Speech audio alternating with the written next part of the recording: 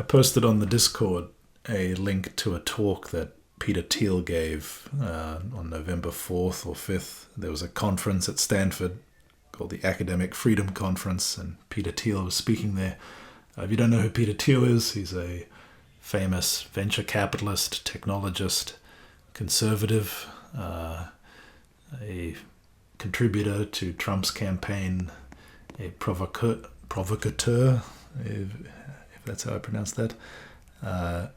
He's kind of famous for suggesting he's a famous contrarian, and one of the ways in which he's contrarian is he has publicly doubted the consensus that seems to exist that science is making very rapid progress, and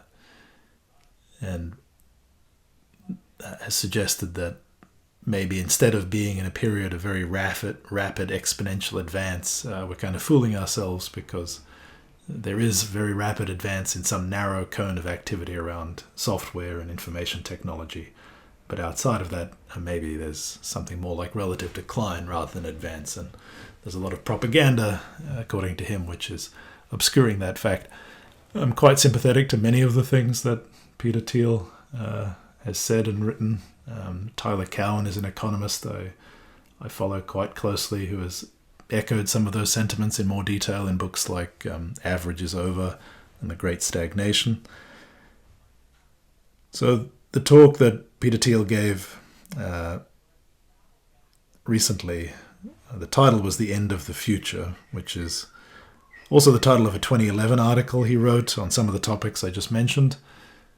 It's not very different, the talk, so it's riffing on some of his favorite themes, but it is introducing some new elements to do with AGI and some of the movements that are emerging around AGI, things like Miri and Yudkowsky and Bostrom's concerns about AI alignment and many of the things we've discussed here. So I wanted to introduce into the mix of the conversation we've been having over the past few weeks how politics will intersect all of these things. So we've discussed these three groups on the second set of boards over here, the insiders, the elites, and the public, and we've sort of talked a little bit about how their points of view might shift according to various events. And I want to now pull back out and look at the picture where all of these categories of people interact politically, and what that might look like. So maybe just to focus attention, let's imagine a concrete scenario. So suppose that in January 2023, GPT-4 is released, and there are large updates by these groups of people in various directions. Now, maybe it's not GPT-4, maybe it's GPT-5, whatever. But the point is to just sort of think through what it looks like from the point of view of, say, the various... how does the left-right political spectrum map onto accelerationist and precautionist or precautionaries or precautionaires, a group of people that would include Bostrom and Yudkowsky and people in general that want to slow down AGI progress. I won't speak for Matt, but maybe Matt is in that camp, for example. Erahuians. That's a reference to what? Erewhonians. I know Erewhon, but I think I'm missing the reference. It's censored. Sorry, Erewhon is a book by Samuel Butler about an exploration in a fanciful country where they've outlawed machines because they thought the machines would replace the people. Oh, good. Okay, that's a good name for that category.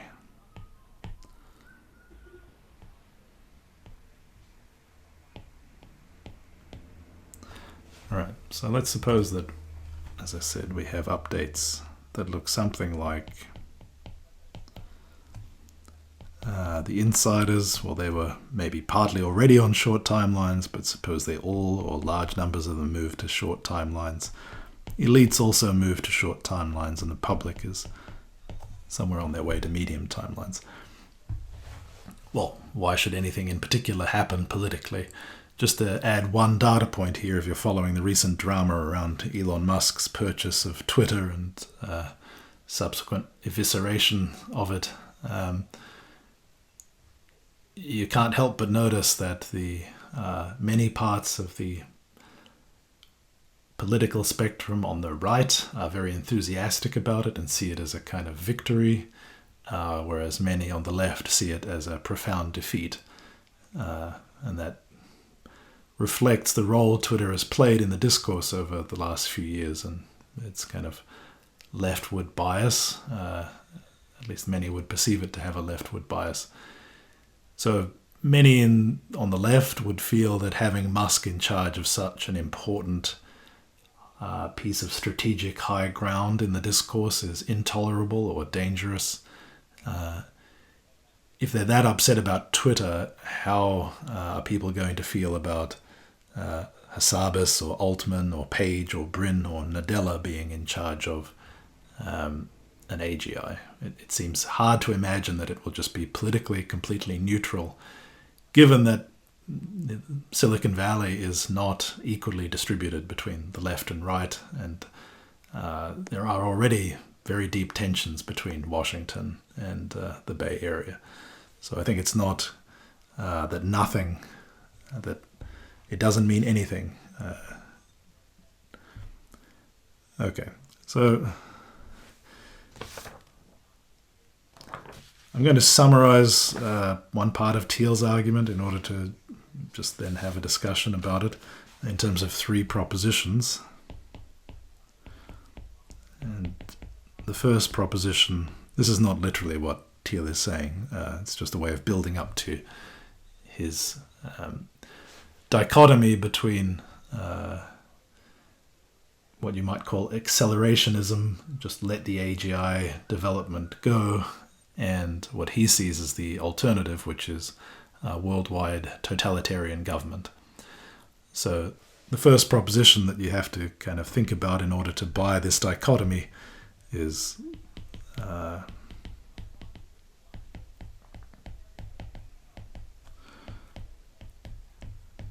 and he summarizes some parts of Bostrom's work and Yudkowsky's work in that talk, which is what I'm kind of collating here. So first proposition, it's impossible for beings of intelligence N to meaningfully control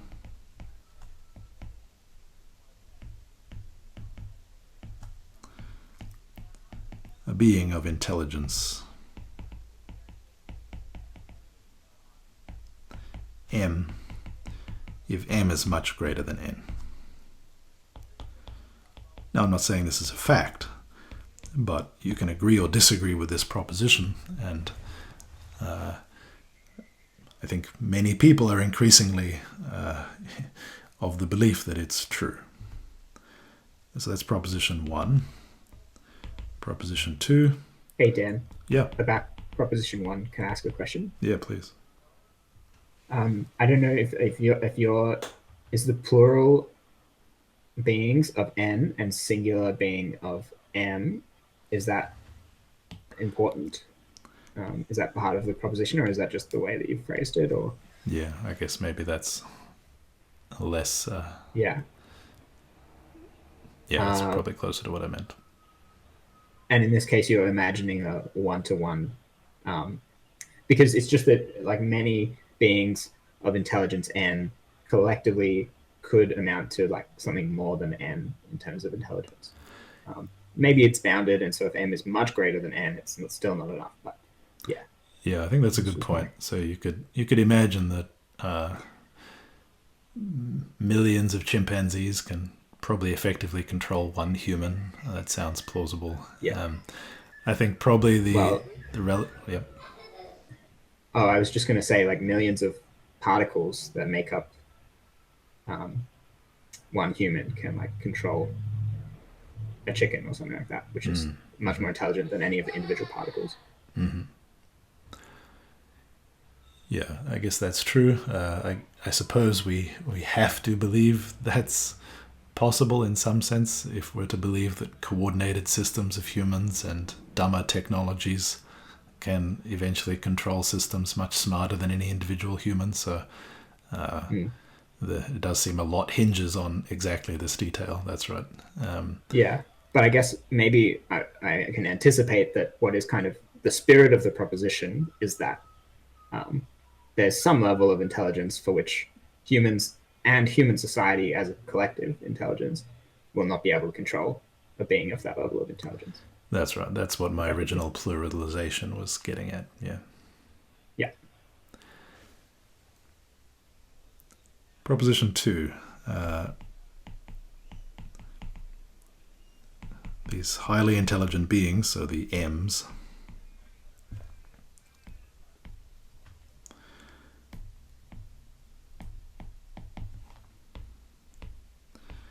may not necessarily care about your well-being. You're an N. That's not to say that they'll be deliberately hostile, right? That's not the presumption. I suppose that's a confusion that often exists in more sort of mainstream discussions of AGI, but it isn't necessary to presume that AGIs are actively hostile in order for them to be an existential risk. They merely have to not be completely obsessed with not wiping us out, because I think it's self-evident that this is a concern. If you have creatures walking around that have much more capacity than you and much more scope for action than you, then if they don't actively care about your well-being, then with some probability your well-being will be profoundly impacted. Okay, so even just propositions 1 and 2, let's think about what they mean in terms of politics. So suppose we come to believe, or large numbers of people come to think about these statements and believe them one way or the other. Currently that's not really true. This was an incredibly fringe concern 5 years ago maybe, and is moving more mainstream. But we're imagining a scenario like the one at the top of this board where it suddenly seems like a much more live issue to millions and millions of people. And what does that do? Well, if you believe both 1 and 2, then it seems like you probably buy into the idea that you should just not build AGI, right?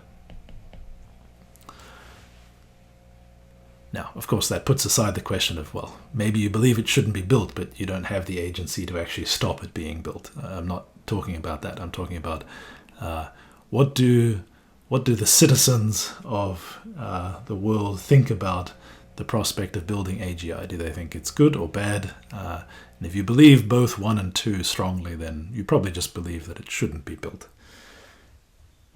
And that has a corollary, which is that if you see someone building it, you probably think they should be stopped.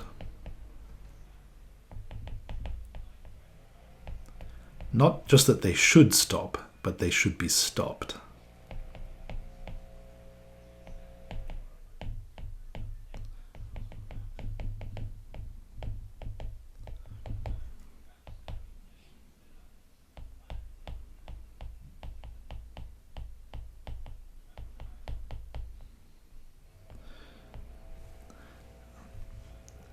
Any disagreement with that? I'm happy with that arrow, but the one before it, from 1 and 2 to don't build AGI, maybe this is like taking away from the spirit of the discussion. Like, it's just that as stated, I think I'm not convinced in that arrow. So for example, in proposition 2, may not necessarily care about your well-being seems to leave open the possibility that you can design them in a way that they will be friendly, to use Yudkowsky's terminology, like friendly with a capital F, which is a way in which they either will care about the well-being or they will be beneficial when they are built, even if they don't care about the well-being. Like, it will be better overall. It will get some of the benefits that are kind of promised with increased intelligence. So I guess I would say that in order to get don't build AGI, you also need the belief that not just they may not necessarily care about your well-being, but like they probably won't, or like something bad will probably happen. Yeah, I think that's a good point. Yeah, so proposition 2 sort of implies that there's some probability of there's like a distribution of bad outcomes, and maybe there's mildly bad ones, like human beings are left alone on Earth and given infinite resources, but otherwise the AIs don't care. That doesn't seem so bad. Right, and in that case, maybe you have a wider spectrum of reasonable beliefs about building AGI or not. Yeah, that's right. So I guess that implication is maybe going off a stronger form of proposition 2, which is that may not care about your well-being, and this means that with high probability there are, and as a result,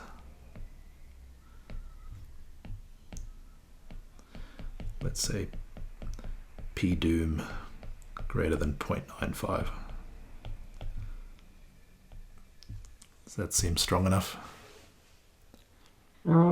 It's an interesting choice of probability, because like doom is something so bad that maybe even P doom greater than or equal to 0.05 is enough to be extremely cautious.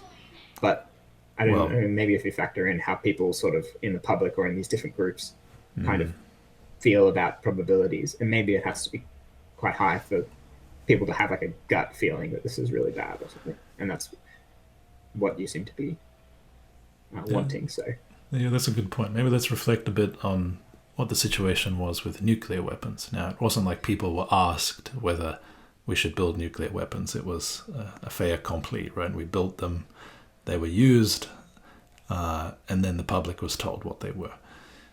But if there was some foreshadowing of this technology being possible, and of course as soon as it's possible, people very quickly understand the prospects of mutual annihilation and so on. I don't know what P doom as a result of nuclear weapons would be. Maybe it's much higher than 0.05. Yeah. Then, of course, the different groupings that we've discussed would have quite different reactions to that. I mean, maybe overall the public is much less enthusiastic about nuclear weapons than some parts of the elite. Yeah. Maybe let's put a bit of a cap on that, and let's just say P doom high. Yeah.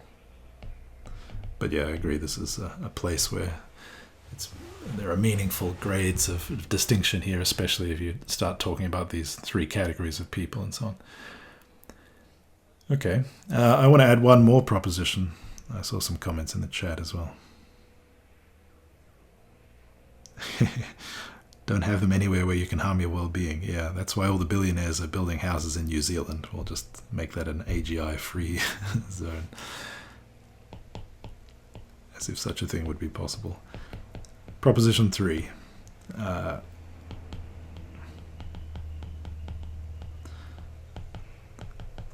Building AGI is easy. Now, I mean easy like it's easy to make a fission reaction. I mean, it's not trivial to build a fission reactor.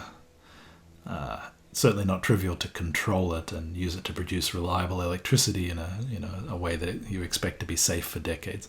That's not easy. But I don't think that AGI is hard in the sense that things that are really difficult are relatively easy to control, right? It actually was possible to stop proliferation of nuclear weapons for some time. It's not easy to build a hydrogen bomb. It seems like possibly AGI is much easier in the sense that it's not that a loose system of just high-level controls and kind of some amount of reasonable expenditure is enough to stop the knowledge proliferating and being operationalized. At least that's my mental model of how this will go. Maybe to begin with, it looks very difficult, like building the first nuclear weapon was a large, significant, difficult effort. But it seems to me to be strictly harder to control the proliferation of the knowledge of how to build AGI once we get it than it was to control the knowledge of how to build nuclear weapons. And we can see that this relatively quickly became already intractable, stopping people from building nuclear weapons. I don't know what's the sense of agreement on this proposition? Yeah, this seems right. There are like things, for example, all you really need once the source code exists, for example, is like a copy of the source code and a computer. And that seems like a lot. Okay, maybe you need more than one computer because it's going to take a lot of compute. So to the extent that's true, maybe that is like a bottleneck. But it does seem more along the line more closer on the line, or more like you just need like one bad actor to be able to do this, whereas you probably need like a big team of people to get everything you need for nuclear weapons.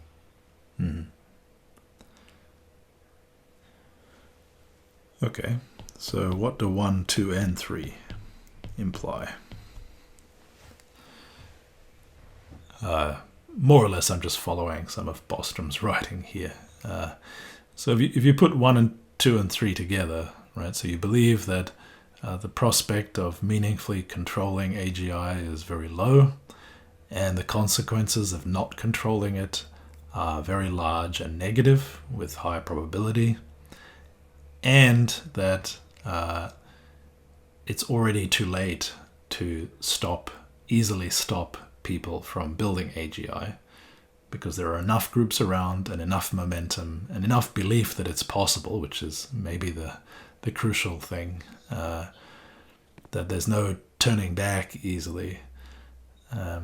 If you believe all three of these propositions, then quite extreme solutions start to seem inevitable or desirable. And this is already... maybe people aren't brave enough to say it out loud, or advocate it, as opposed to just listing it as something that might be necessary in some descriptive rather than normative sense. But it seems hard to escape the idea that you might need some kind of totalitarian world government in order to regulate and prevent the emergence of AGI.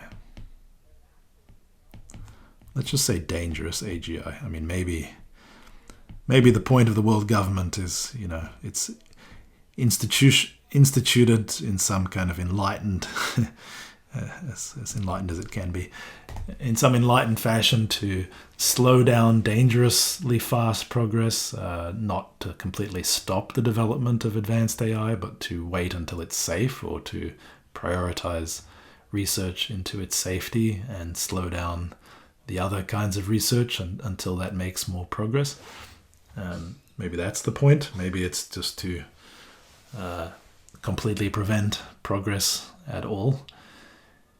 But it's hard to escape the sense that that this is going to be the where a lot of people are going to end up. Some people are already there, right?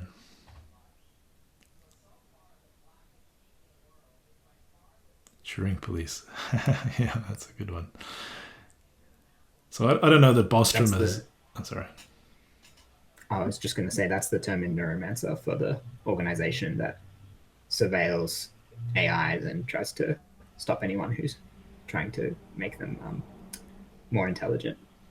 Oh, that's great. I don't think it's part of a totalitarian world government, but it's at least a part of the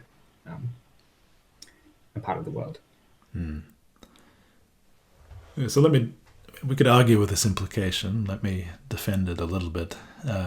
Why does it have to be totalitarian? Why can't it just be, okay, the Americans and the Chinese and whoever else is relevant come together and agree that, yeah, we shouldn't do this, and we'll surveil the organizations within our own borders. And, to build AGI, you probably need big data centers, or at least you will have purchased a lot of GPUs. That's relatively easy to track. Not many people are going to have their own semiconductor fabs. So maybe it seems plausible to track the GPUs and who's accumulating them, more or less the way you track people shipping drugs around. Then you go and bust them and confiscate the GPUs. Mm-hmm. Sorry, I do want to interrupt and just ask for clarification on the GPU thing, because I think the thing that comes to mind is something like the compute as a service, like Amazon's cloud service compute and the many other vendors who kind of offer GPUs, runtime on GPUs to anyone. That's not so easy. Like, who's going to notice if you buy up a significant chunk of Amazon's GPUs in their data centers? Or maybe this totalitarian system is meant to look and say, well, hang on, Amazon, like the fact that you're hiring these out to just anybody is not significant. If you're going to have these GPUs, we need to have more insight into how people are using them and who's using them, something like that. Does that come along with this? That's what I would imagine. Or maybe cloud GPU instances are just outlawed. We have in mind, this is not going to be softball, right? This will be very serious if people end up attempting to do it.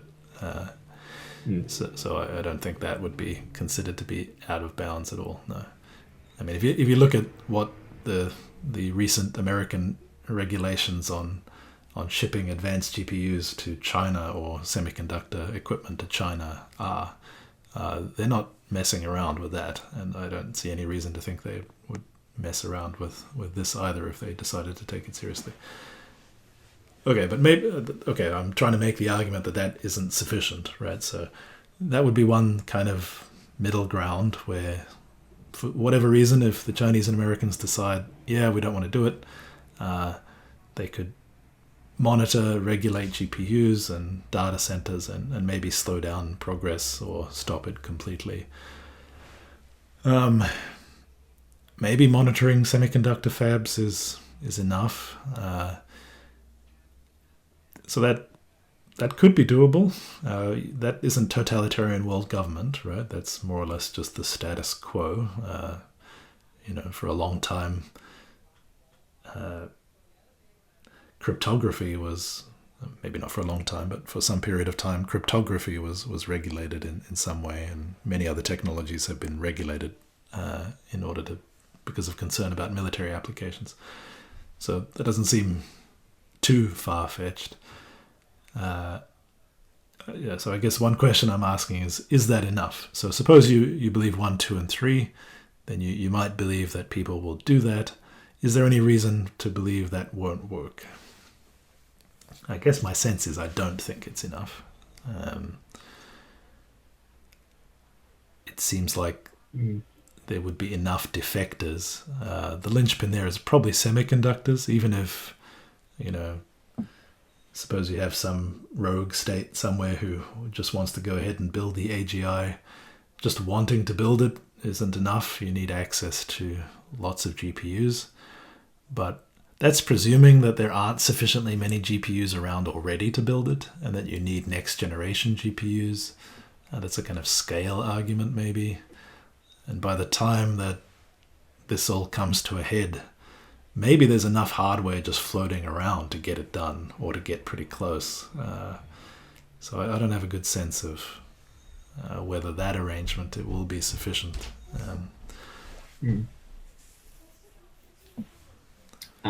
Is there an incentive to defect for countries for like military purposes? So this seems to be relevant in the nuclear case.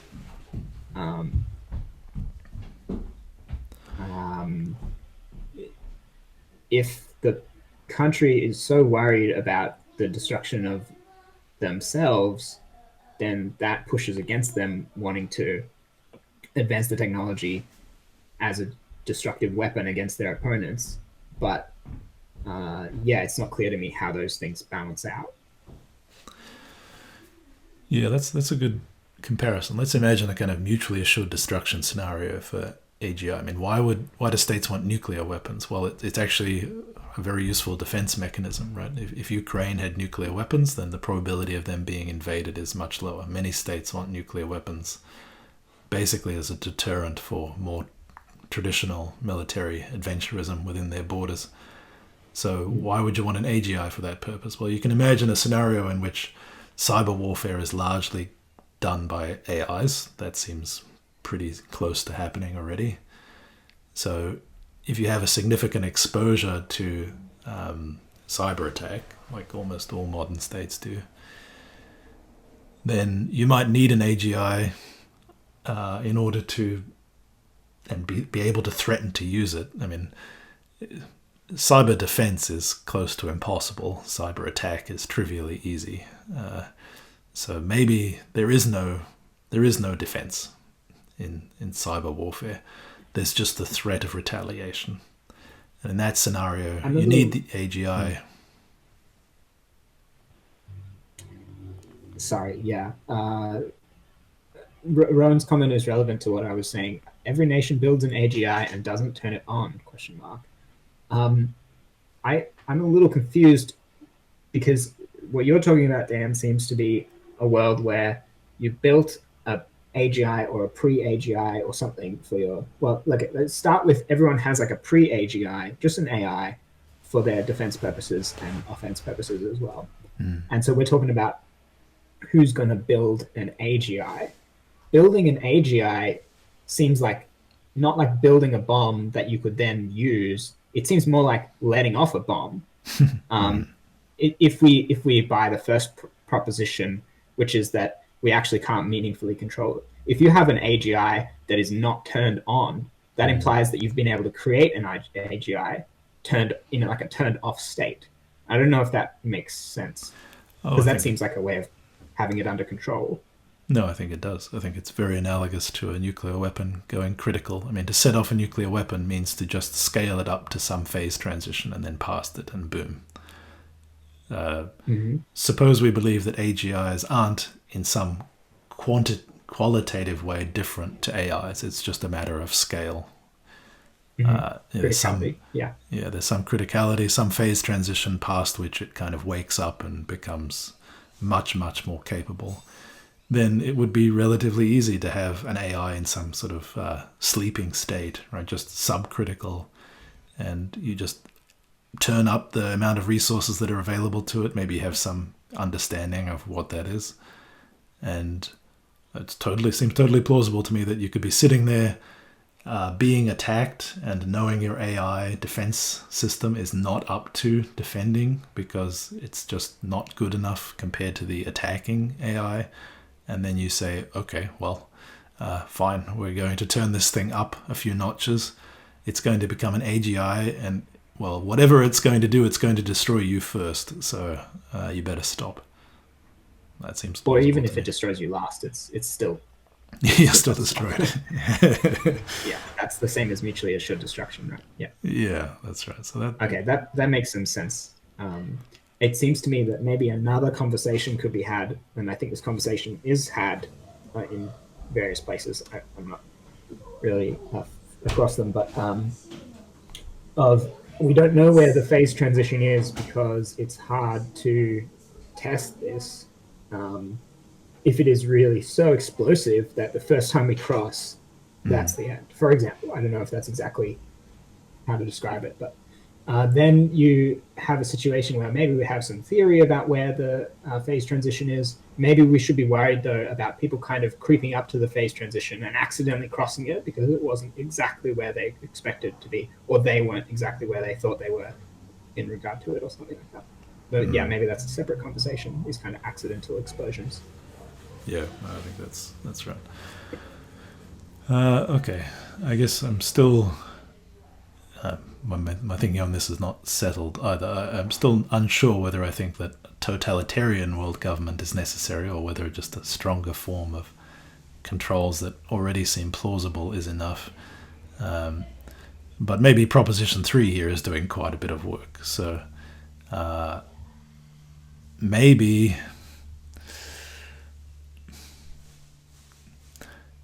Okay, maybe we're expanding too strongly around the present day. So maybe let's imagine a state of affairs in 10 years or 15 years where it's becoming very clear that AGI is possible and that this will be extremely discontinuous in terms of economic contributions and military implications. So there are lots more semiconductor fabs around, right?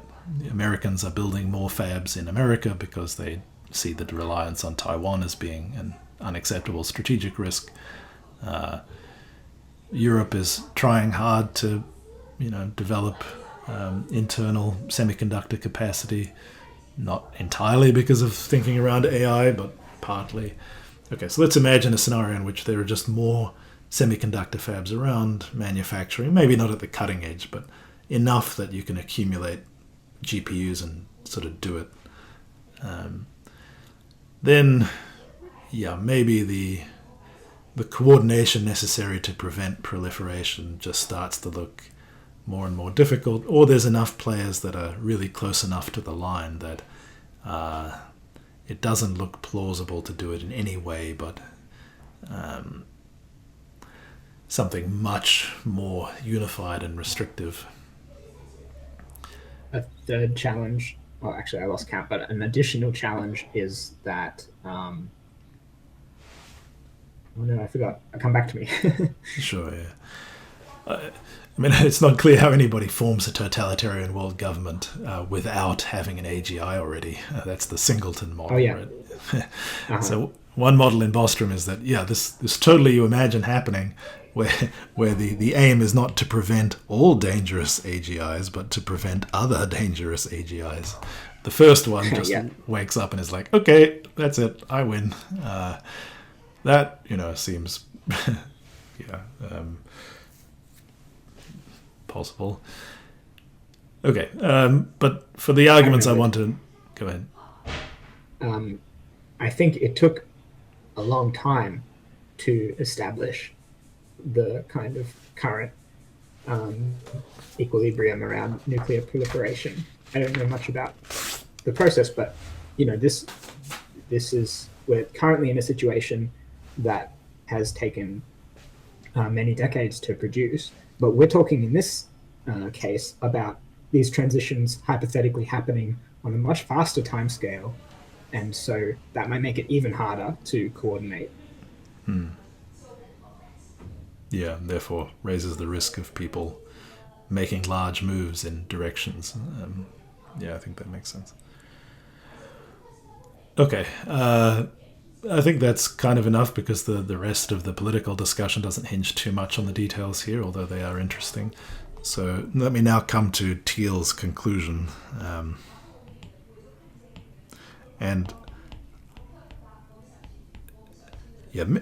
It's many people are strongly anti-Thiel, one could say.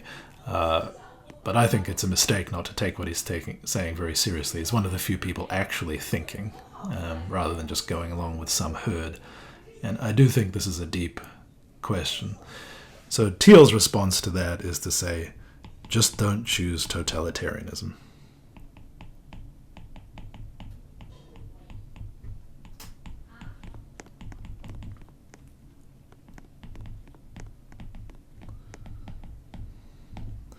Maybe there's a second part, but let's just focus on this for the moment. Okay, it's not the first time. All right, so you can find arguments kind of implicit in Bostrom. I don't know if he's taking some public stance on advocating this. But, for example, Bertrand Russell and many other philosophers did take the position after the advent of nuclear weapons that maybe something like a world government, a very strong world government to regulate their use. He wouldn't have said totalitarian. But maybe the only way to have the human race continue is to have some kind of world government which just brutally prevents people from developing nuclear weapons. There were advocates for the Americans at the end of the Second World War, once they had the first bombs, just taking the opportunity to completely take over the entire world, to push on, to invade Russia, not have a Cold War, just end it. Otherwise, the species was doomed. Many people made this argument. I think von Neumann was saying this. So this was an active argument, taken very seriously at the highest levels of intelligentsia and the elites, for forming a totalitarian world government to control a previous technology, nuclear weapons, which did seem to offer the prospect of destroying the species, and therefore justified extremely strong moves against, maybe previous ethical commitments. Now we look back and we think that would have been a mistake. Right? There is a world in which that happened. Probably it didn't happen because it's hard to imagine American voters going along with that or being convinced of that. But it could have happened. Now, the world didn't end so far, and the species hasn't wiped itself out with nuclear weapons. So in that case, the simple mantra of just don't choose totalitarianism would have been the right call. Now, we're moving up to, it's not currently at the level of the discussion, the level of alarm that people had around nuclear weapons, but you can see it getting there pretty soon, where similar figures, also famous, high status people, will be arguing that maybe something like totalitarian world government is necessary to prevent AGI from wiping out the species. And maybe they're not very vocal about it, but I'm pretty sure a lot of people think this way already. There's Alexander was referencing that there's a dog whistle, which is the talk about pivotal acts, which I haven't looked into much. I don't know if, Matt, you know what that's about, but I have some imagination that... Nope. Yeah, there's some discussion about pivotal acts in the kind of less wrong forum posts that might actually be a coded reference to this. Okay, so Thiel is saying no. Even if it seems like you believe propositions 1, 2, and 3, there's no degree of evidence that will convince him to choose totalitarianism. The second part of what he's saying is that all things being equal, the way you improve the human condition is economic growth. And if AGI is what gives you economic growth, then you should gamble on that. Now, I'm not saying I agree with this position. I think it deserves to be taken seriously and can't be dismissed.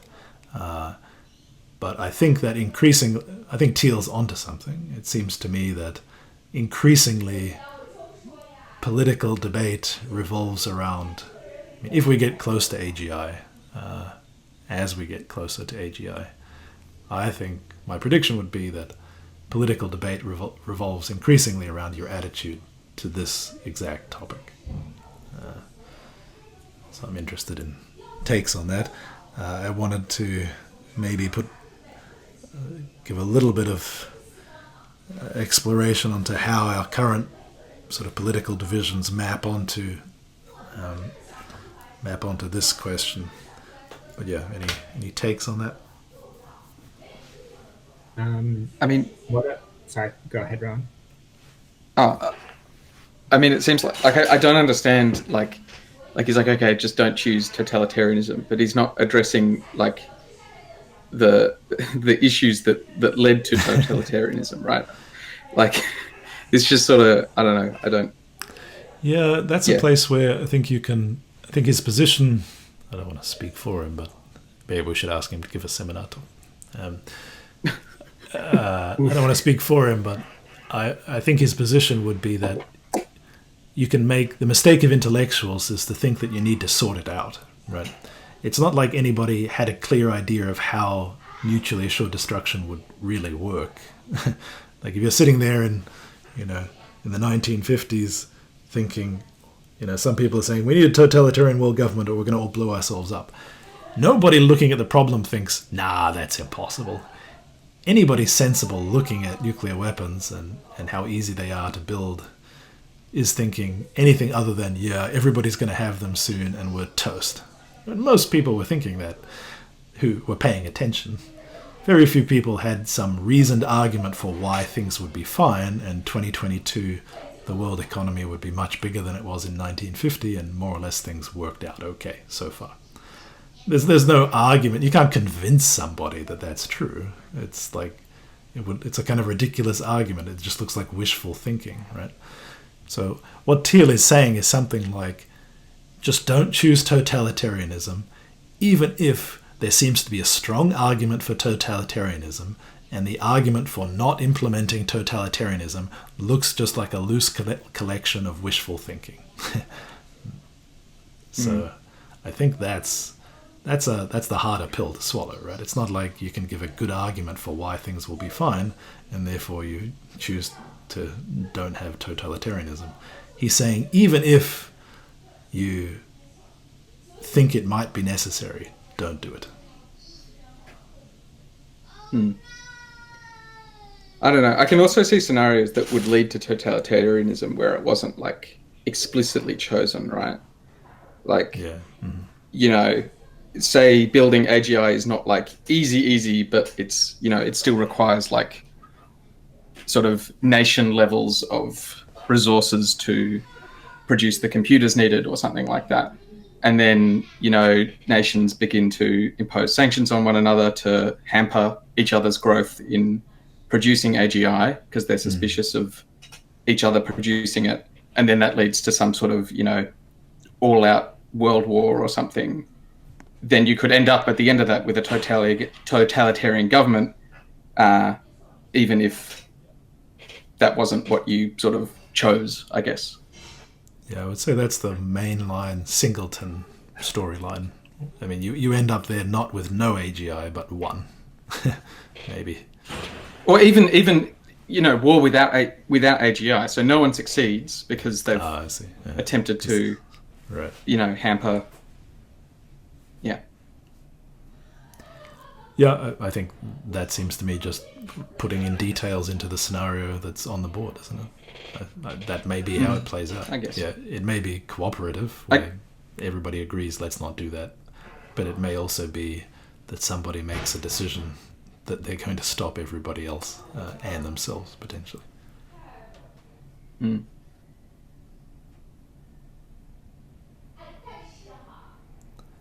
You were going to say something earlier, Matt? Yeah, so gamble on growth sounds to me like another, or bet on growth. It's like listen to it even if there seem to be arguments against it or something like that. It's a big question. You said that Thiel says something. What did you say? In the past, like growth has been like a robust way to improve human well-being, human flourishing. Cool. Yeah. So I mean, the question is, does it continue to be so when the environment changes? Or, you know, are we measuring the right things? I mean, it would be nice if we could like directly measure the flourishing or something like that. If you want to measure something, whenever you're measuring something that's not what you actually care about, then that measure is kind of open to becoming divorced from the thing that you care about. I know that some previous talks that I unfortunately discussed economic growth versus what people actually ought to care about or something. So maybe this is a conversation that's already happened. But yeah, my question is, no, I don't have a question. This is the question, is like, what do we use to guide us? Yeah. So, yeah. That seems, you kind of raised two questions. One is that. One is whether it is sensible to take this gamble, even if you aren't sure that growth is really going to increase the things you truly care about. I mean, that's of course one of the central political debates in every democracy, and not only in democracies, it's a central debate in China, right? okay, the elites typically for the last number of decades, there's been a consensus that growth is what we're aiming at, and people, industries have been reorganized, taxes have been cut, and services cut in the name of increasing growth. In many places these were extremely contentious political decisions. And then you can say, even if growth did increase, did it really improve the lives of most people? And okay, so it's never uncontentious to gamble on growth. This is one of the major disagreements between the mainstream parties on both the right and the left until quite recently. Whether or not most people in democracies really wanted it were pro-growth. Maybe that's starting to change in some ways, but it's...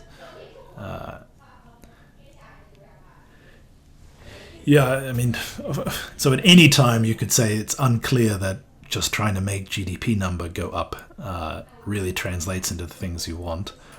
Then the advocates will say things like, well, you don't have any clue either, buddy, so... you don't have any better ideas.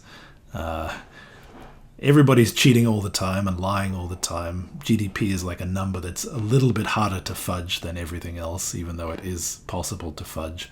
So we're going to try and make that go up, because otherwise every other thing you try just gets completely swallowed in corruption and misbehavior instantly. It's not like anybody thinks it's like actually a good idea. It's like democracy, right? It's bad, but it's the least bad. I think that would be the sensible take on why you want the GDP number to go up. It's a bad idea, but most other ideas seem to turn out much worse in practice.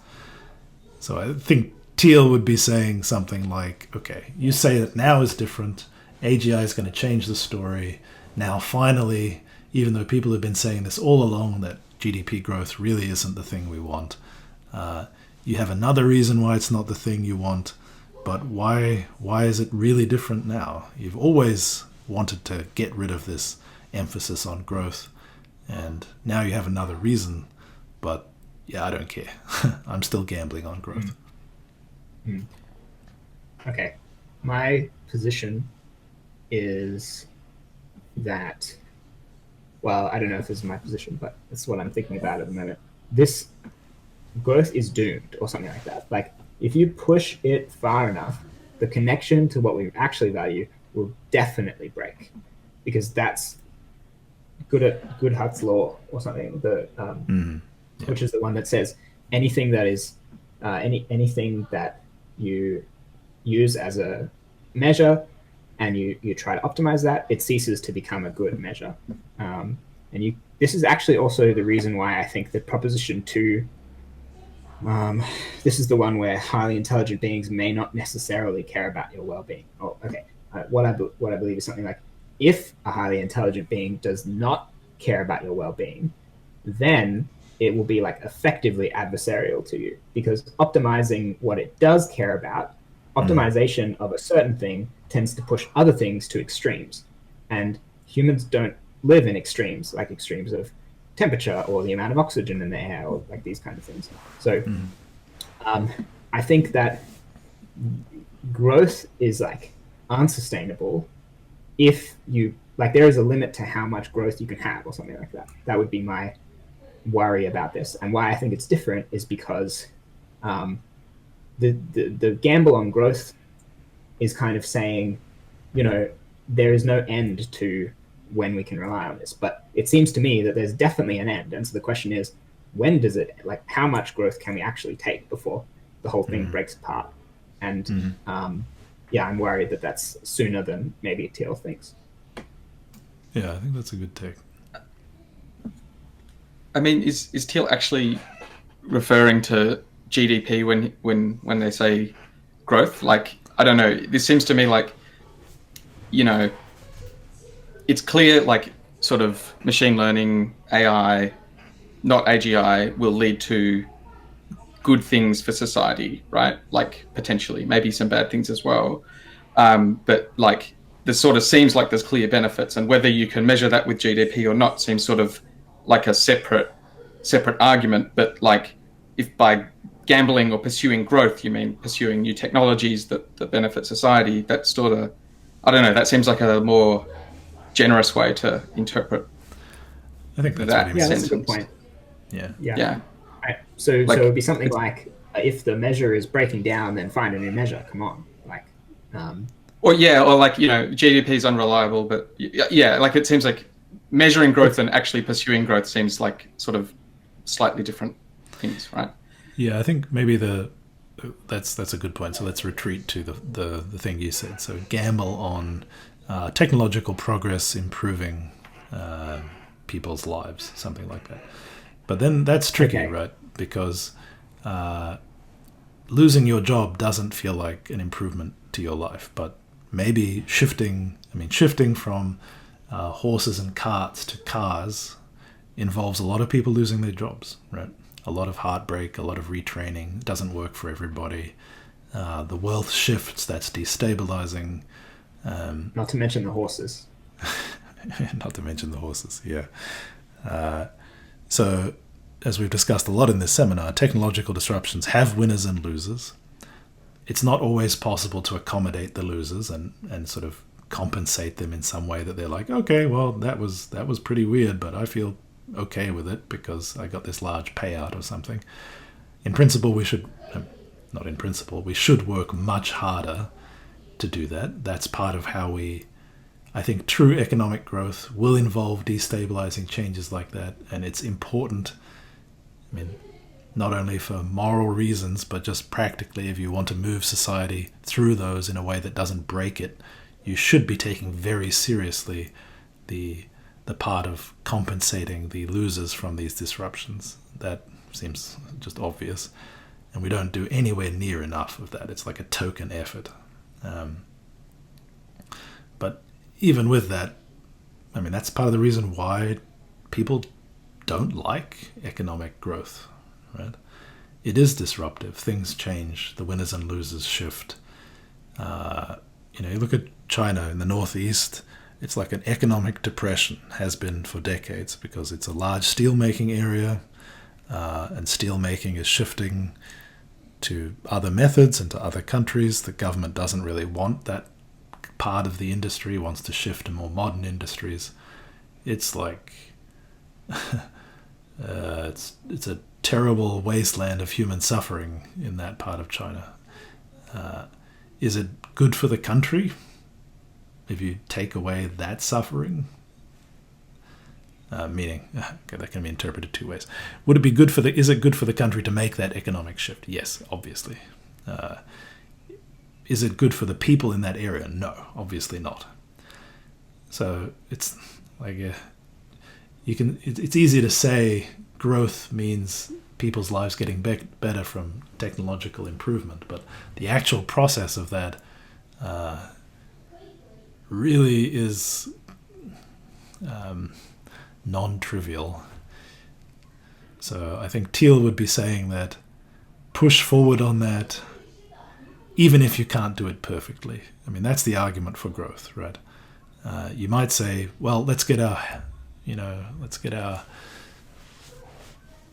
shit sorted out and wait until we can really ensure the process is done equitably and the losers compensated, so that we all sort of get on board with technological disruption, and then we'll do it. In practice, I don't think we're capable of that kind of coordination. It just won't work, right? We just won't. The equilibrium in that direction is no progress technologically. So the argument for allowing that kind of human suffering is, in the long run, it works out better for everybody. It would be better if we could do it better, but we just don't seem capable of that, even at our maximal attempts. So proceed anyway. That's the argument for basically the way the world currently works, right? So the argument for AGI fits into that, right? It's something like, okay, maybe it's dangerous. It's clearly going to create winners and losers. Maybe we're incapable of properly compensating the losers, or we don't seem on track to be doing that in time for it to make a difference to the initial stages. But let's go ahead anyway, because that's the only way we know how to escape this terrible looming low equilibrium of human existence up until the Industrial Revolution, where most people were suffering most of the time. Yeah, right. As long as it's not my pain, says everybody. Yeah, that's right. Yeah, that's a serious position. It seems a little bit like a contradiction to me to say, oh, well, don't, we should do our maximal effort to do this, but then just do it anyway. Because like by saying, but then just do it anyway, you're kind of giving away that you're not, like you are holding something back. So yeah, but that's just the wording. I guess it's really about finding a balance. And Thiel must be saying something like, don't get distracted by making things less violent in terms of, if I can use violence as a way to describe the winners and losers. Don't waste too much time, at least, trying to find a way to make things less violent, because otherwise we'll sort of that'll be a rabbit hole. We'll go down. We'll stop making progress, and that's going to be worse overall. Yeah. And to be blunt, I mean, the Americans are the ones who make the trade-off very far in the direction of let people suffer. And that's why they're the place where AGI is probably going to happen, and many other technological transitions have happened, and the place that has some of the most impressive growth and transformation. It's the reason Silicon Valley is there. Most places in the world will not put the trade-off where they do. Now, I chose to live in Australia, right? So I don't want to raise a kid in America. So I'm not saying where my position is exactly on this spectrum, but the Americans clearly are one of the cultures that puts it at a different place to the Europeans, the Australians, and, well, you can see the results. Okay, now I want to talk a bit about how left and right, traditionally understood, map onto this kind of spectrum. So let me try and maybe I'll put it on another board. But I don't want to lose these. Yeah, okay, maybe.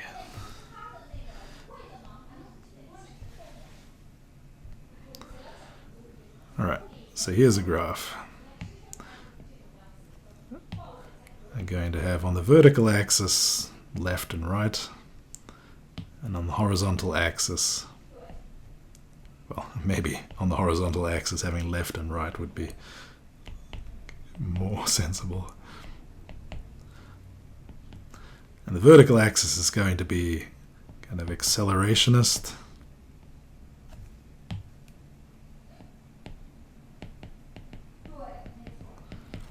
And I don't know what you call them, Erewhonians? Was that? Yeah, I think it's like an extreme version. Like maybe the origin point there is the Erewhonian position, because that's like they get offended when this guy comes in and he has a mechanical watch, and they're like, oh my god, like what is that blasphemy? I'm going to call them precautionaires, as in legionnaires. That's not saying you don't want AI, right? It's more like maybe we should wait 100 years. There's also somewhere near the bottom would be Luddites, which are people who might strike out against attempts to build AGI, like we were talking about before, the kind of acts that you have to go through to stop people that, that they should be stopped part. It seems to be like Luddites.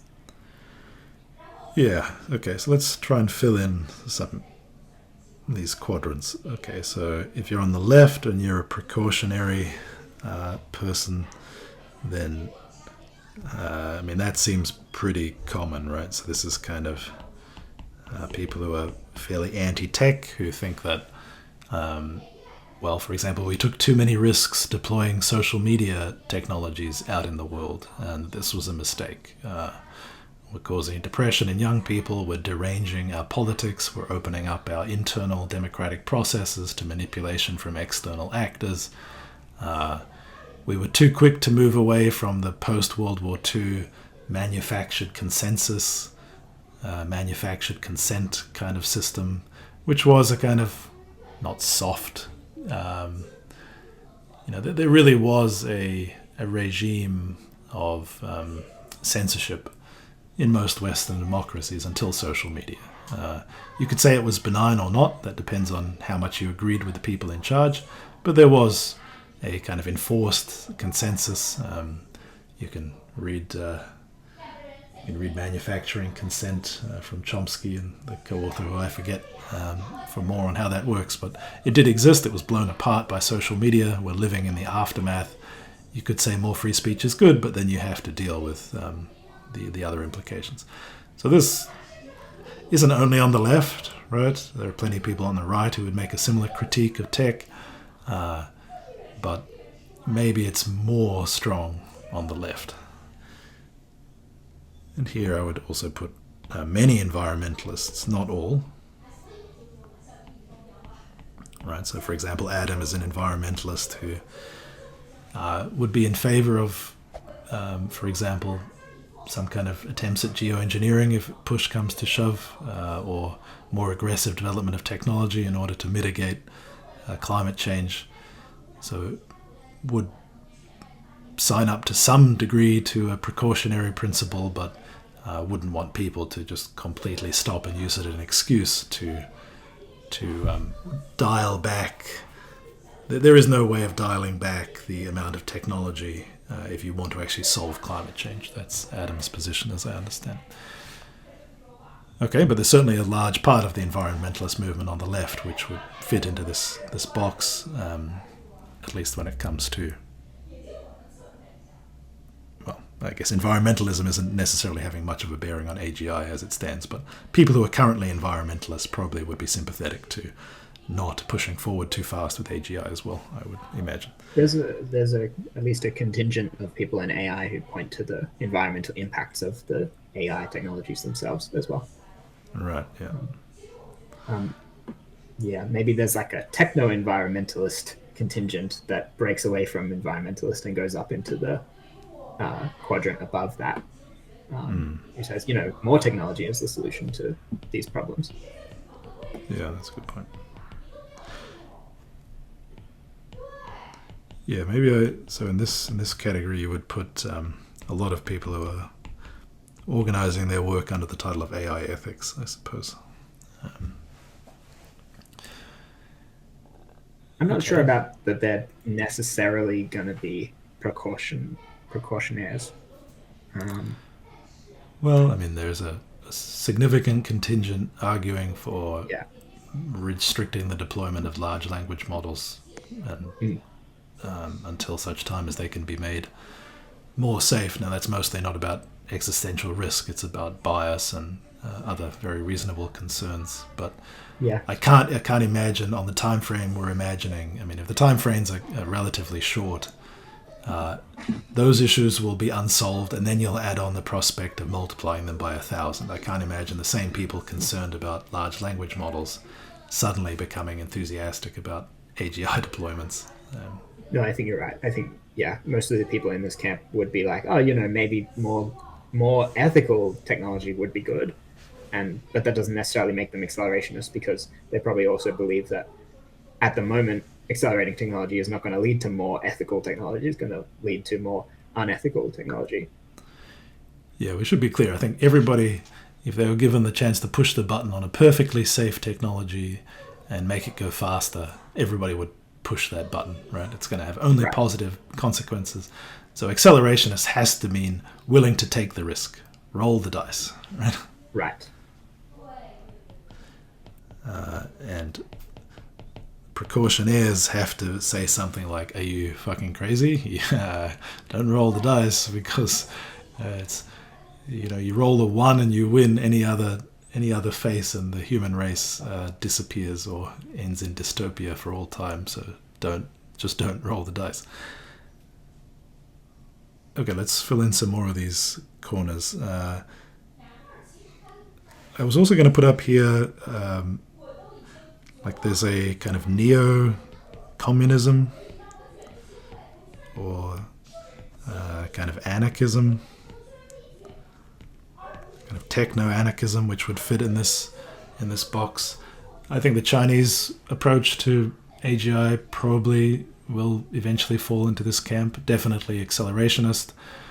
There's almost no real discussion about existential risk and AI safety in the sense that we've been discussing it in China. I mean, there is some, it's emerging, but there's much more optimism about technology in China in general, and the government sees the role of very advanced AI as so essential to maintaining, or maybe just establishing control in the country and maintaining stability and delivering on its promises, that I see very little prospect that the race towards AGI will slow down in any way within China because of concerns about possible negative impacts.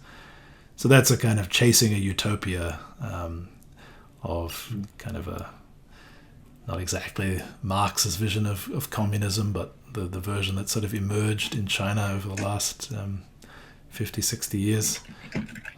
So as sort of AGI as an enabling technology layer for visions of, for utopian visions, and damn the possible derailing of that. I'm not sure that this is exactly the same thing, but I've heard the term fully automated luxury communism thrown around. Oh yeah, interesting. Yeah, right. Which is, I mean, I don't know anything more about it than the term, but obviously kind of a utopian vision of basically abundance, and then communism making everything fair and equal, and everyone's living in luxury because of it. Yeah, I think that's essentially the Chinese plan.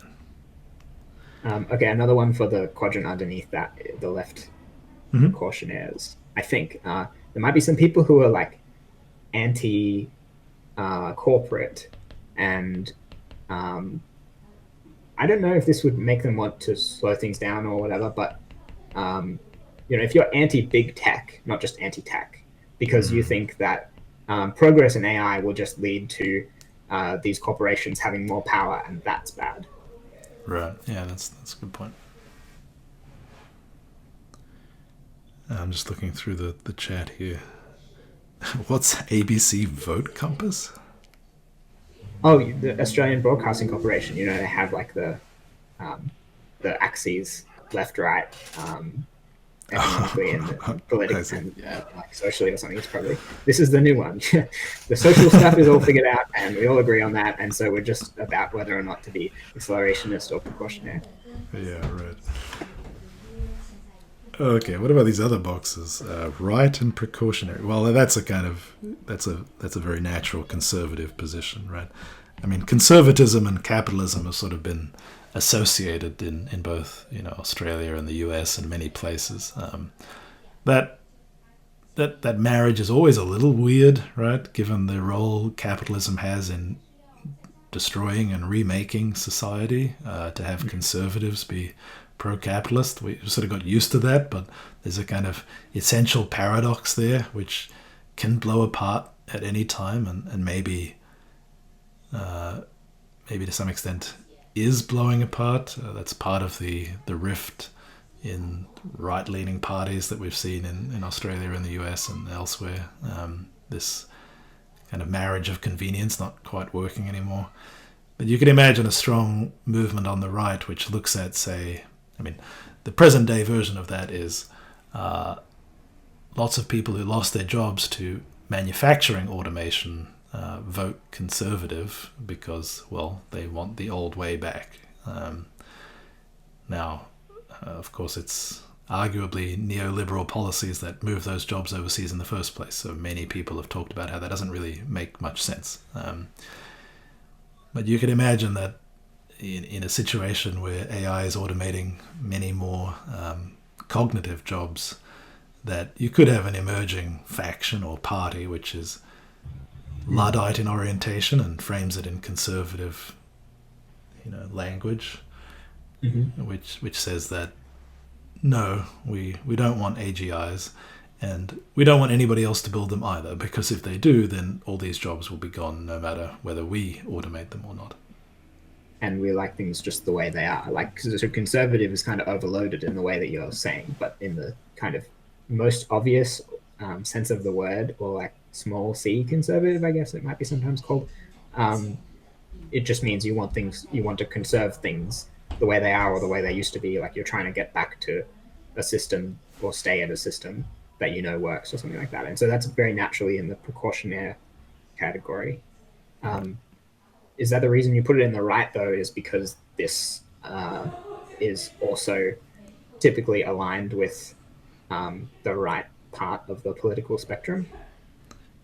Well, it depends how you define the political spectrum, but usually the right part is defined to be something to do with conservatism.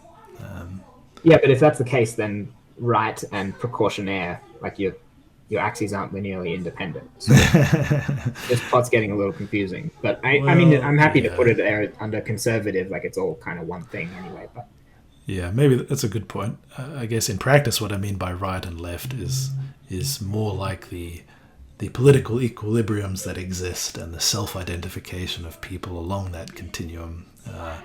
It's not, as I just said, it's not like conservative ideals really map like predictive of whether you will vote for, say, the Republican Party in the US or the Liberal Party in Australia, right?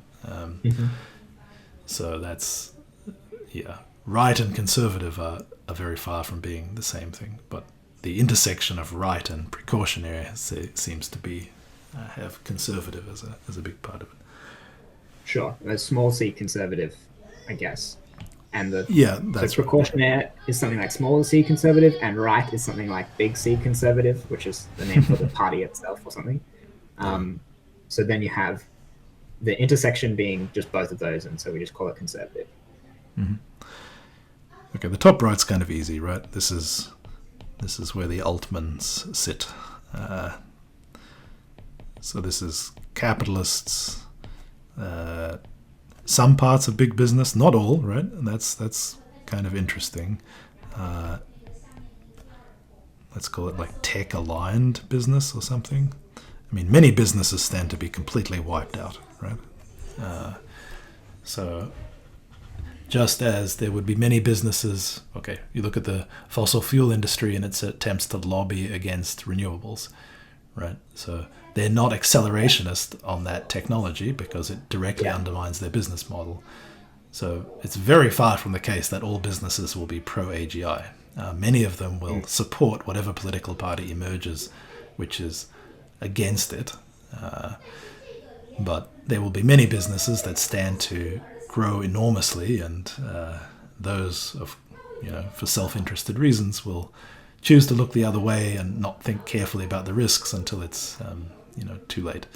That probably is the status quo and what you would expect most of these businesses to be doing. You're revealing your take on that. I guess like these people would not say that they're waiting until it's too late. They would say that this is the only way, that they should make this bet. It's a rational bet to make, and so on. Right? Yeah, I think I'm. Obviously, that's not a completely agnostic opinion the way I just described it. I think I'm not settled on my view. Maybe less settled than you or Alexander seem to be on where I stand regarding what the right attitude towards AI safety is. So sorry, no, I guess I was just referring to the fact that it was a loaded way that you described it. Sure, yeah. Okay, are there any other obvious entries to make here? So based on Thiel's talk, is he in this quadrant?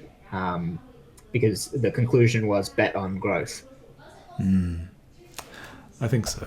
Yeah. But he was also it was also a cautionary tale, like he was pointing out risks. Yeah, it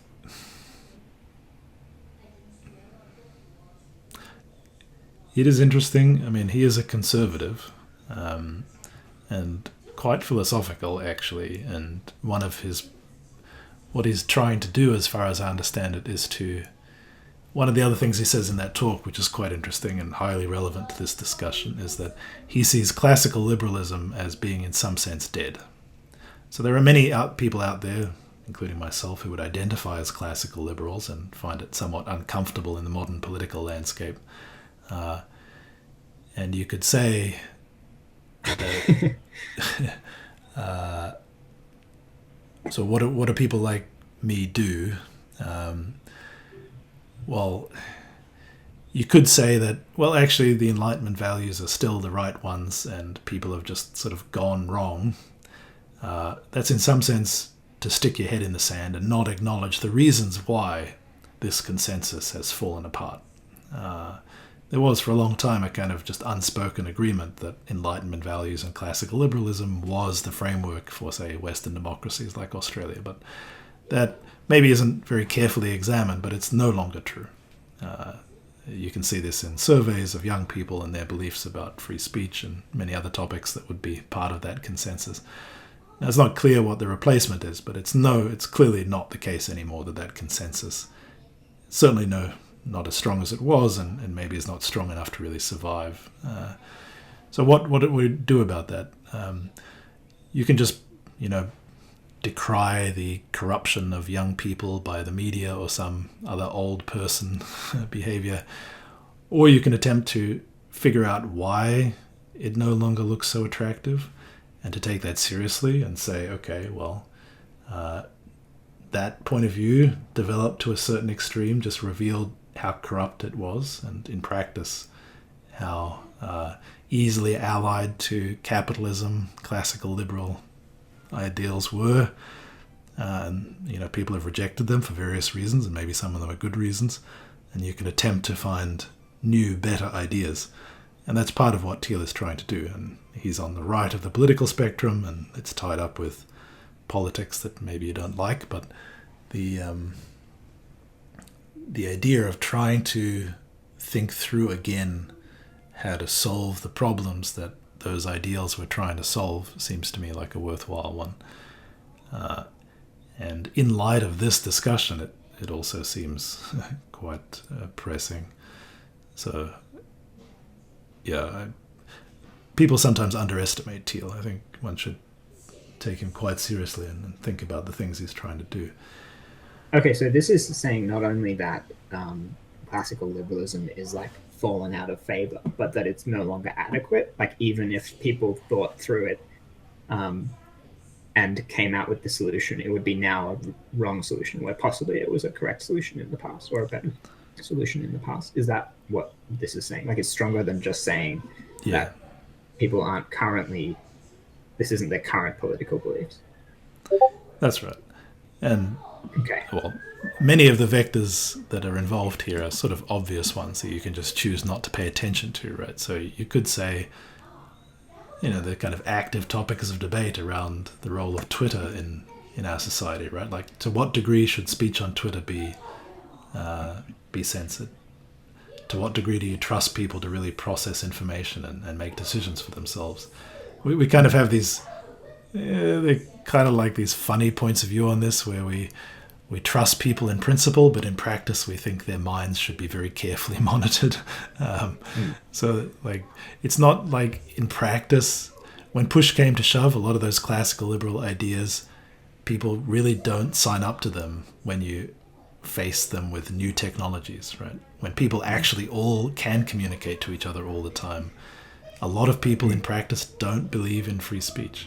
I'm not saying that's right or wrong, but it's just, it was an easy ideal to maintain pre-social media and much harder to agree on post-social media. And that's just where we are. Okay, I guess this conversation is going a bit off the topic, but all right. So that's where this box lands. You're dead. That's that was because you said classical liberals are dead, and then you said you identify as one. That's why I laughed earlier as well. Oh, I see. Yeah. Well, homeless maybe is more accurate than dead. Okay, I guess I wanted to conclude this little discussion by maybe drawing a box around two of these. So not all of these quadrants are equally strong. I would say the top right seems like it's quite a strong unit. It's got the GPUs, it's got the money, it's got a lot of the talent. They stand to gain a lot by winning. So it seems like that's a stable coalition. The bottom left also seems like it's quite strong, right? This arguably is, I mean, if you look at the way the New York Times writes about Silicon Valley recently, or the way a lot of the media talks about tech companies, the way Elon Musk is written about, this point of view dominates a large part of higher education, of the media, arguably politics. So I think this is also a very stable and powerful bloc. The other two, I'm not so sure. I mean, one shouldn't count out China, right? Which possibly sits at the top left. But maybe within the West, I see the two main political blocs as falling on this diagonal. So, yeah, I guess this is, if I want to make a prediction, this is what I see as the emerging attitude of the existing political spectrum to AGI, especially if it seems to be coming very rapidly and there's no time for sort of new factions or coalitions to form. I expect things to fall out more or less along these lines.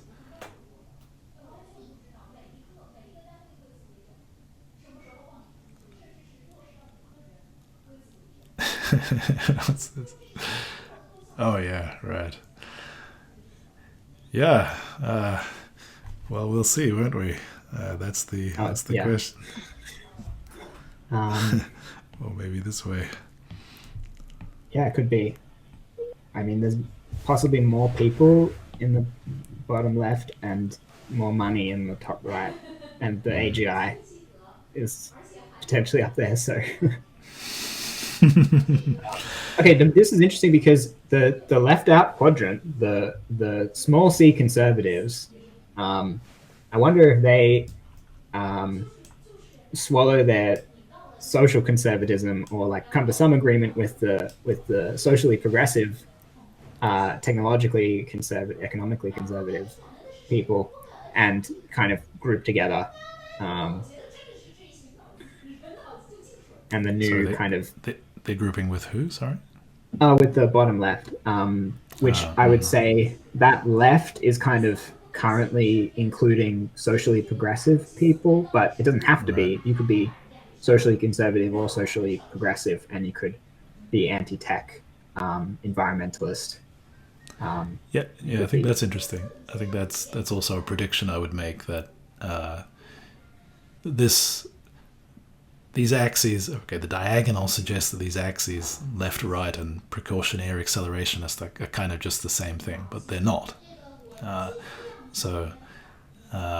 I do think that as AGI becomes more of a topic, we'll see perhaps quite disruptive realignment within the parties on the left and the right. So some elements currently, I mean, many people within Silicon Valley are on the left, right? They're progressive, they vote Democrat.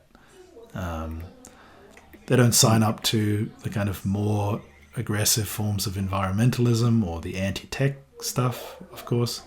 But if push comes to shove and they have to choose between the bottom left and the top right, they may choose the top right. And that's actually an ongoing process, right? You can see this around, like, you know, the current situation with Elon Musk and Twitter is quite illustrative, right? There are the grip that the progressive left has on Silicon Valley may be dislodged by this debate around accelerationism. I wanted to ask a question, two questions, if we have time. Mm-hmm.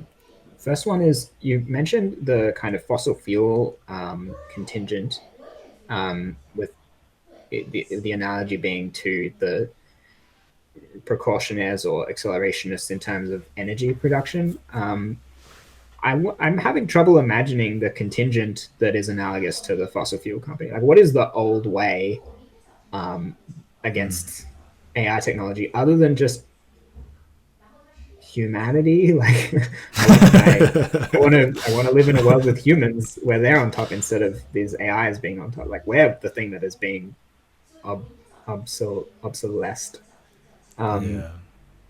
And but maybe my answer to my question is it's just whoever's lost their job like most recently and hasn't found a new one.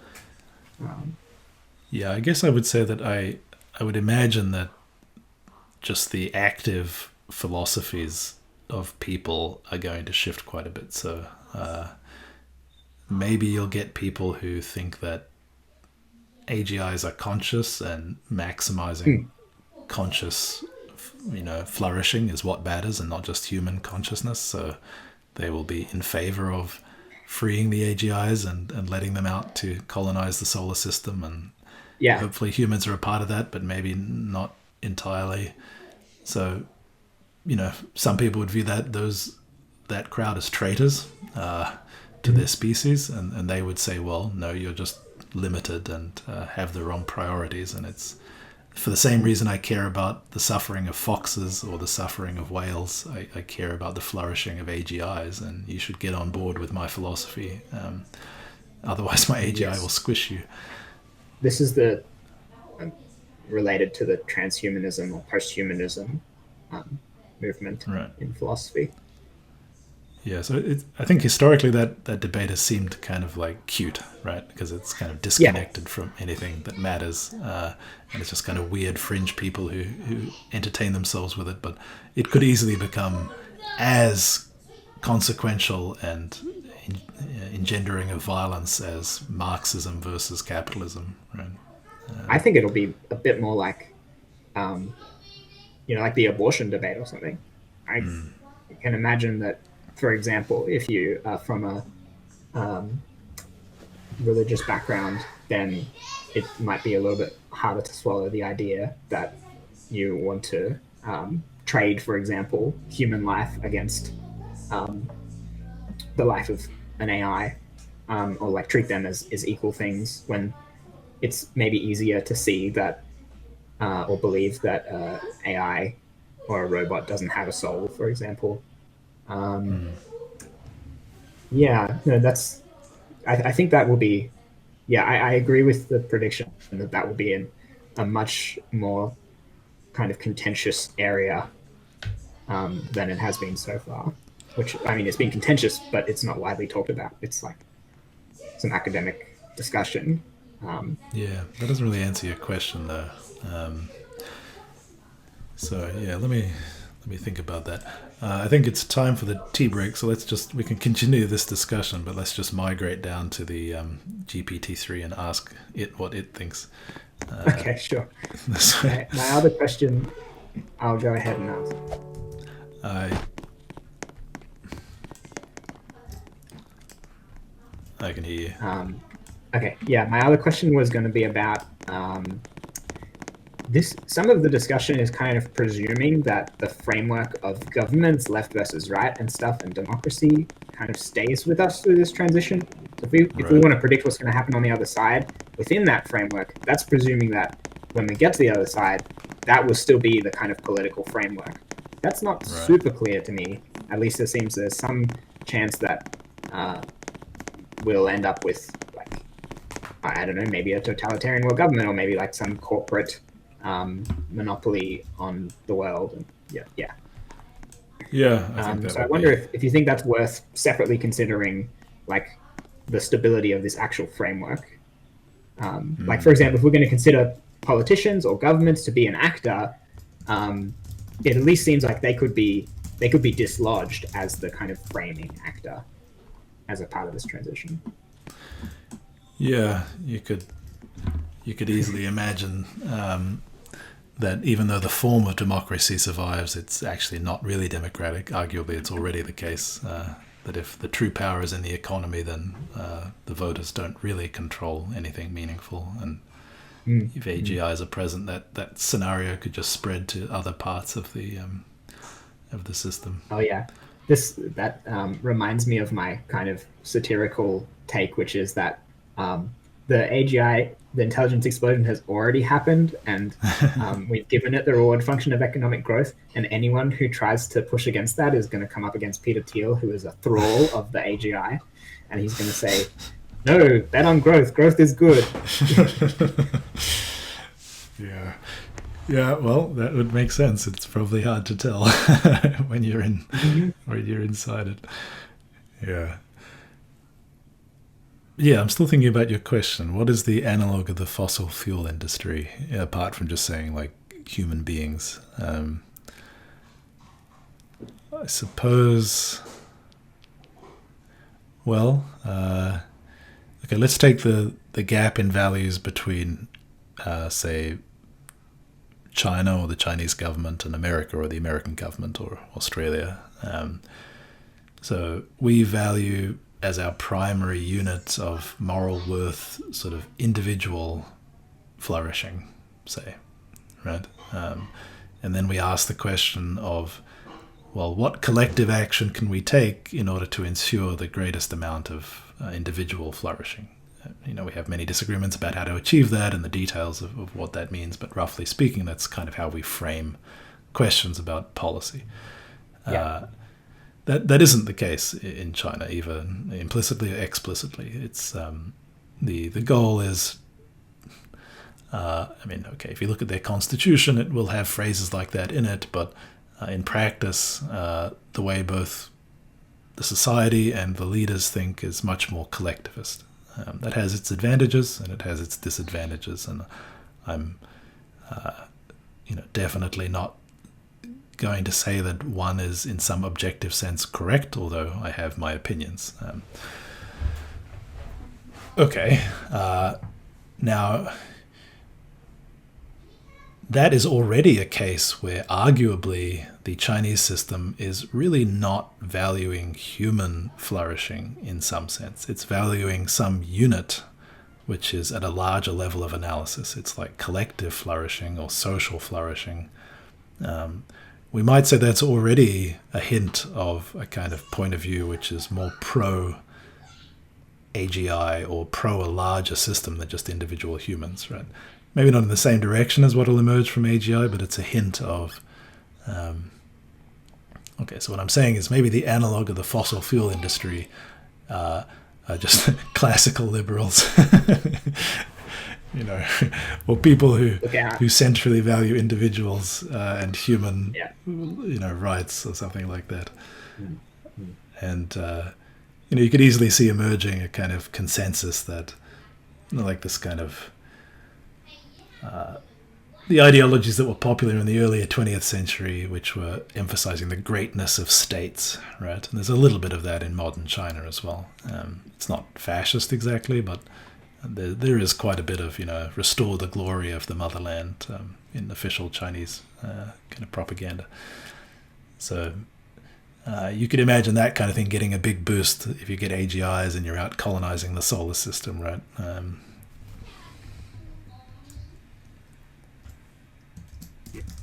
Yeah. I mean, the collectivist, transhumanist, or post-humanist solution is that's a pretty appealing solution, at least on the face of it. I need to obviously think about it more, but it seems hard to imagine a world in which there are humans who are flourishing and there are also much more intelligent AGIs running around. But it's kind of easier to imagine an equilibrium where the AGIs we pass on the mantle. Is that the right expression? Pass the torch to them and they go off. So it just, I wonder if it's actually going to be the only possible outcome. And then that gives me some relief because I'm like, I don't have to worry about the extinction risk scenarios because the AGI will go on to live, and so it doesn't matter that all the humans died, which is at least a little bit comforting. Yeah, actually, GPT's answer is not bad. It says the fossil fuel industry is the fossil fuel industry. Yeah, military-industrial complex, maybe. Yeah, I mean, traditional... I guess that's true that you could say that traditional aerospace manufacturers, Boeing and Raytheon and so on, might stand to lose quite a bit from AGIs. What's their position in the current kind of automation of warfare, though? Like, for example, are they the ones building drones? Largely, yes. Yeah. Yeah, so that seems like they've already kind of got their foot in both camps, and they're maybe okay. Like, as if the old school fossil fuel industries were the ones who were kind of pioneering the renewable energy technology from the beginning. Then we wouldn't be seeing such a...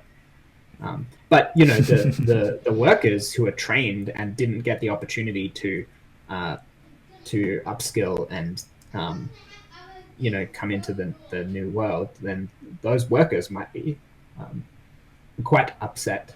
And I think that's my answer to this question, which is, yeah, it'll be the workers, whoever's displaced. Like, I mean, if you're an unemployed person living in a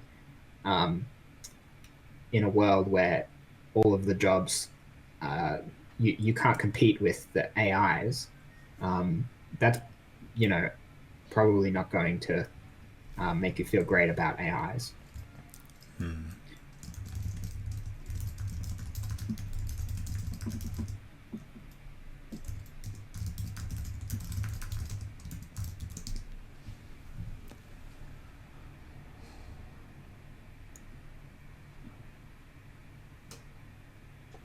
Yeah, very generic answer. Not wrong, but I guess that's actually what it's optimizing for, right? The most probable answer. It's not aiming to be a contrarian or be interesting. I can't quite read the top one, but I also felt the same way. Oh, actually, pushing it up a little helped with the camera angle. It said democracy would be in trouble if... it said democracy would be in trouble if people use the AGI to their own ends or something like that, to their own political ends. Right. Was that what it said? I don't know. It didn't seem like a complete answer. Like, there's many other ways that... I don't know what happened there, Chad. You don't have to run away. That's my fault, I guess. I don't know why I did that. It's interesting it gave that answer about nature. It's part of its prompt is telling it where it is, so it knows that it's sitting on a cliff near a knot. So if we ask, where are you, like, what can you see?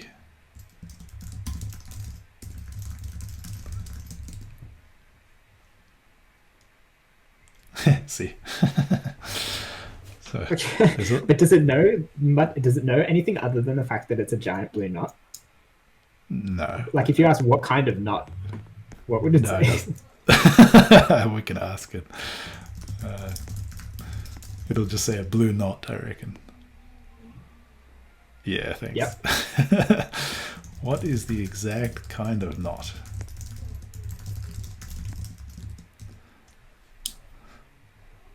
Yep. Fair enough. That's funny. I told you already, stupid humans. Yeah, so it has like a couple of sentences of telling it where it is and what meta it is. That makes sense. Yeah. Does it keep the context between questions? No. I could add that. I haven't done it yet. Chad really wants the answer to this question. Sorry about that, Chad. That's weird. I don't know why it keeps doing that. I'll have to look at see if there's any errors in the server logs and fix those. Yeah, so it would be possible to concatenate the questions and build a longer context. That just means that every query is a bit more expensive, so you pay per token. So I think if you're just asking one-off questions, which I'm not actually sure what the purpose of this is. I think mainly I just think it's important that most people don't really realize this already exists somehow, as limited and flawed as it is. So I think it's instructive to give people a way to interact with it that doesn't involve signing up for OpenAI and kind of knowing it exists beforehand. You just have to sign up for Roblox and MetaUni instead. Well, you need to make a Roblox account, but that's like soon most human beings, or at least most young human beings. So that's not a big deal. Yeah, but maybe there should be another one that keeps its context, so you can actually have a longer discussion with it. Wouldn't be technically. There's no difficulty there.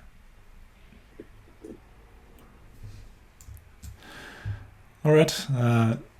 I think it's time to head over to the code seminar. James is going to speak about VR in education. He's a professor at RMIT, so to come along to that. But I think we'll wrap up this session, and thanks everyone. Thanks. That's in Discord, right? The next one? That's in Discord, yeah. Yeah.